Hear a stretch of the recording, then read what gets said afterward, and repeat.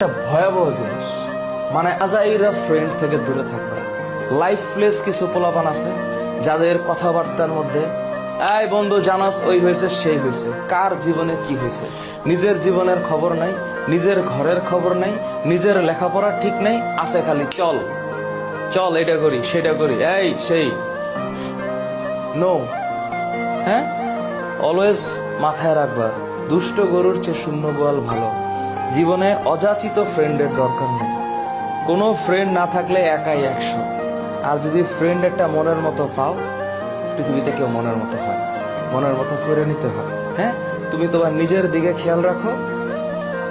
By chance তোমার যদি friend continue করার বা ফ্রেন্ডশিপ বজায় রাখার ক্ষমতা থাকে, অটোমেটিক তোমার লাইফের সাথে কিছু মানুষ জুড়ে যাবে।